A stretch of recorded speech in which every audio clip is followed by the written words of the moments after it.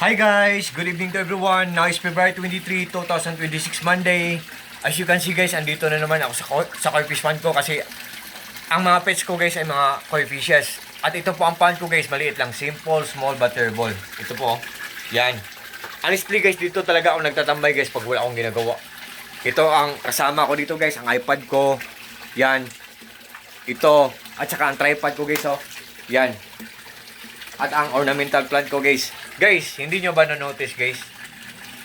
Yung haircut ako, di ba guys? Kasi ano guys, di ba? Summer na, so it's already summer na, so nagpa-cut muna ako ng hair guys kasi yung hair ko is I think 3 years na yun. So yun, nagpa-haircut ako guys. Yun, tingnan nyo ang mukha ko guys, oh. What can you see guys? Bagay ba guys? What do you think guys? Do you like it or not guys? I'm just joking guys. Yun. Ito ang likod guys, oh. Yun. Yun. Ang side view guys, oh. Yan. So yan guys. Ito po ang koi fish pond ko guys, oh. Yan. Ito po ang filtration system ko. Pinaglass ko para magandang tingnan. Pinawilding ko guys para maghang, para mas lalong magandang tingnan.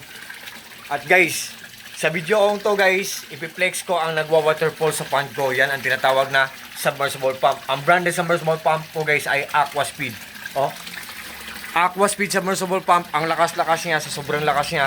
Ang ingay-ingay niya para siyang nature na waterfall sa bukid. At pagbagsak ng tubig, ang sarap-sarap pakinggan sa mga tainga natin para tayo nagme-meditate guys. Sa sobrang lakas niya, ang daming bubbles na naproproduce niya o nakikreate niya. At the same time, ang dami din mabibreathe in na oxygen ng mga isda natin sa pond natin or sa aquarium natin guys. Sa sobrang lakas niya guys, oh. Diba ang ingay-ingay niya guys? Ilapit natin guys, ha. Oh, what you see is what you get guys. What you hear is what you get guys. Oh, diba ang lakas-lakas niya guys? Guys, believe me or not guys, ang mura-mura lang niya. Matipid pa siya sa kuryente. Good pa ang kanyang quality. So can't you see guys? Can you imagine guys? Makakuha tayo sa ganyang sa ganyang klase na item tapos mura lang. So guys, to all fish keepers dyan, kung naghahanap kayo ng submersible pump, ayok maniwala kayo sa product na nire-recommend ko sa link ko. Aquaspeed guys, submersible pump. Tingnan nyo lang guys, ayok maniwala kayo kasi meron kaming solar power system setup guys. Marami kaming mga solar panel sa bubong namin, sa roof namin. May generator pa kami, dalawa, malaki at maliit. May monitoring, nalalaman namin or namomonitor namin ang isang gadget kung matipid lang siyang kumain ng kuryente guys.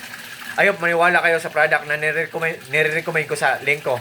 To all fish keepers dyan, good evening and happy fish keeping. Sa lahat po ng mga friends ko, especially na po sa palaging nag-order sa mga products ko sa links ko. Thank you so much po sa trust po. Good evening, happy fish keeping, peace, bye-bye, at God bless po sa ating lahat or God bless us all and that's all.